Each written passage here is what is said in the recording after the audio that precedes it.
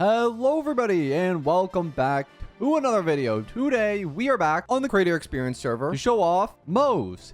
He is the newest 4-star coming to Honkai Star Rail, and today we're going to talk a little bit about him. He's a pretty cool character, and I've done a little review over his kit today, and I actually think he's one of my favorite 4-stars, and I want to show you guys a little bit why. But before we do that, I should mention we are in the Creator Experience server, so not everything that's in this video is fully indicative of the final product. But with that being said, make sure to subscribe to the channel. Only a small percentage of you are subscribed, and it helps me out a lot. But anyways, goodbye Moze, and yeah, let's go try you out. So the first thing that we're able to do with him is his little E enhance, and of course, because he's a ninja stealth guy, he can go invisible, and nothing and nobody will be able to see him, and they'll just be able to see the shadowy cloud of his remains. But regardless, you can also enter battle with him, which will help him out, because when you enter battle with him, you're going to get a damage increase of 30% for 2 turns, called the Baited Wings effect, which is really nice. Now, you're going to have 2 abilities with Moze. You're going to have your little normal attack and then your single target E. His normal attack does nothing. You almost never want to use that. It is completely and utterly useless. Almost everything you're going to want to do with him is going to come from his skill ability, which usually most times in battle, you're only going to ever have to use this maybe once or twice, because when you use his skill ability, he disappears from the turn order, kind of like the shadowy mist. He disappears and can never return. You know where he is now? Behind the enemy, and that little shadow that you can see behind him. He's left the turn order. I think that's super cool, me personally. And now you can see that little tongue effect above them, or whatever that's supposed to be. I have no idea. And you can see that the enemy now has the prey effect. This unit is now marked with prey, and whenever we attack it, we're actually going to deal damage to 30% of Moze's attack. So you'll see here, we're going to deal normal damage and electric damage as well, which comes from Moze. This is all linked back to his talent ability called Cascading Featherblade, which basically, whenever we use prey, which is in the skill ability, he departs from the field. The additional thing with this ability is after we attack an enemy 3 times and get away 3 points of charge, we're actually going to unleash a follow-up attack with him. So you see here, we used 1 point already when we attacked with Adventurine. Now we're going to get a 2nd point gone, and then a 3rd point, and he's going to do a follow-up attack. And that's how Moze works. And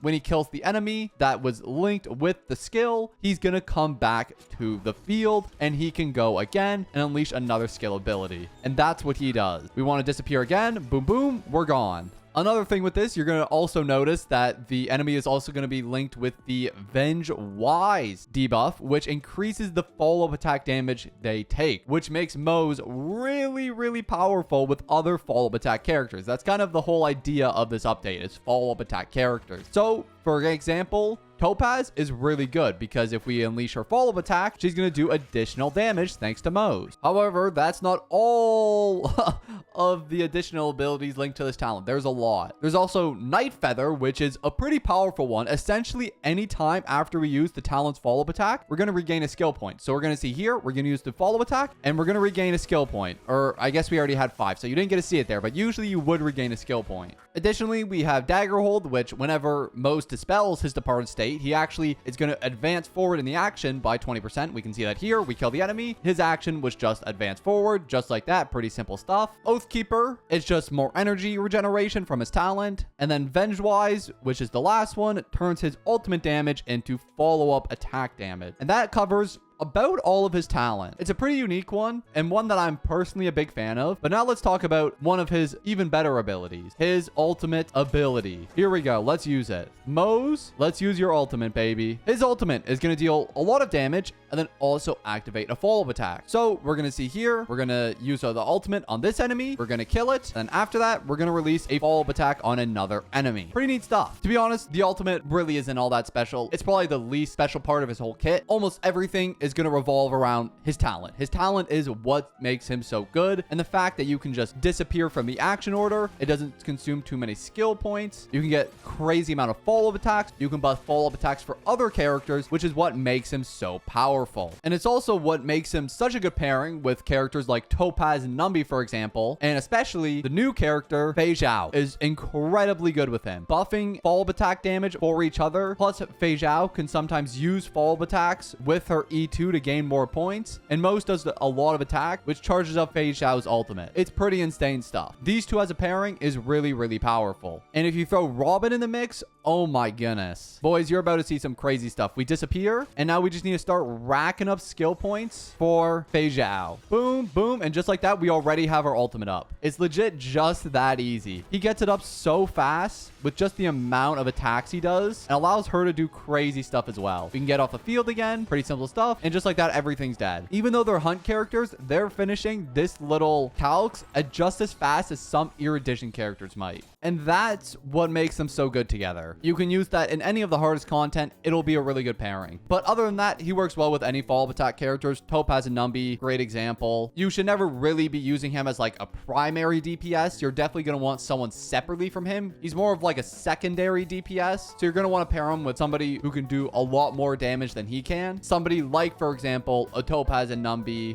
Jing Yuan can honestly work with him. FEIXIAO, like we discussed before. Jade's another one. Jade is great too. Like I said, lots of good options. Then after that, you're going to want a support character. Doesn't really matter. Robin's great if you're using FEIXIAO. Sparkle for skill point management. Hanya, the same thing, except Sparkle's better. Bronya, crit damage boost, all that good stuff. Lots of good options for supports. And then lastly, you're just going to want to sustain. Again, anything can generally work. I like Fu Xuan, for example, so we can throw her here. And that's generally what you're going to want to do with him, is have him in that secondary DPS role. For his Lightcone options, again, he wants generally the same stats as like every other DPS in the game. Stuff like crit rate, crit damage, doesn't really care about break effect, but you do want speed and attack and stuff like that. To be honest, there's not too many bad Lightcone options. Any of the 5 stars are really going to be good. In the Night is good. Sleep Like the Dead is good. Topaz's Lightcone is really good. Anything that does follow-up attacks will inherently be better, especially something like Worrisome Blissful. Baptism of Pure Thought is another really good option. Lots of good 5-star Lightcones from him. In terms of the 3-star Lightcones, Swordplay is generally my favorite option for all hunt characters, but only Silence Remains isn't a bad option, but it is situational. Unfortunately, as of right now, we don't have too many 4 stars that do anything with follow-up attack damage, because that would be really good. But other than that, you do have Cruising in the Stellar Sea, which is generally my favorite free-to-play option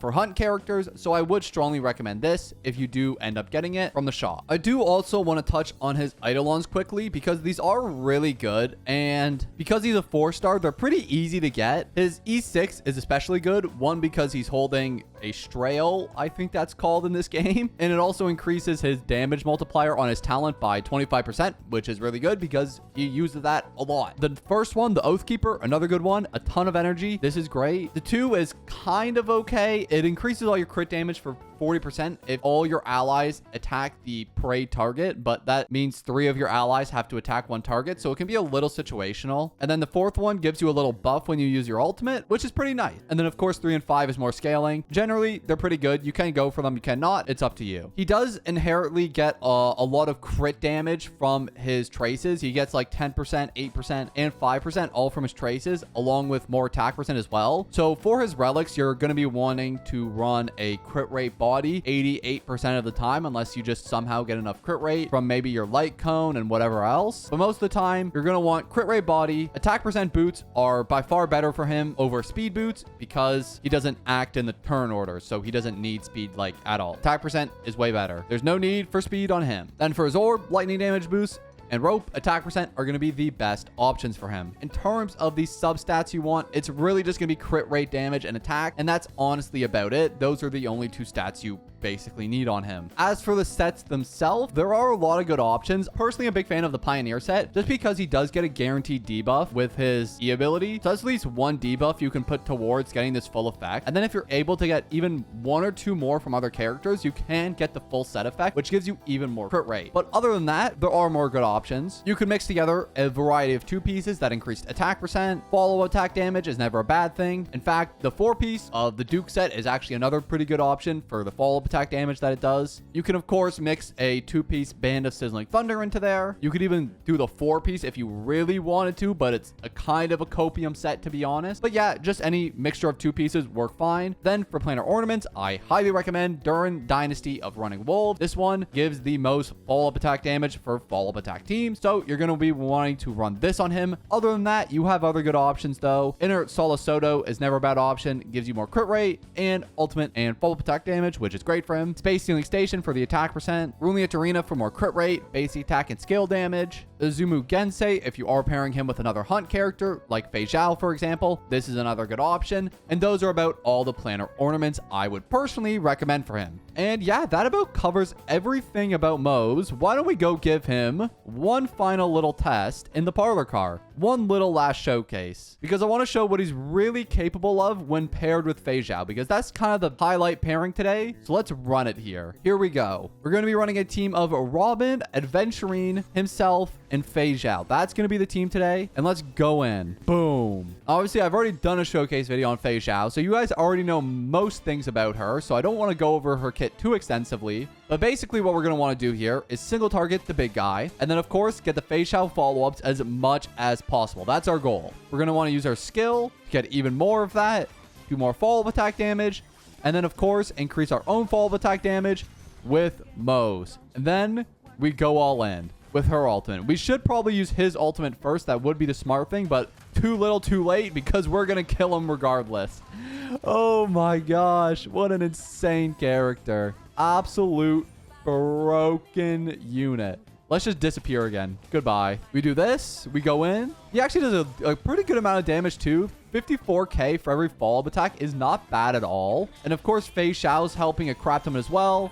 We're going to get so many follow-up attacks, man. The amount of follow-up attacks these two do together is so wild. The battle's over. Oh my gosh.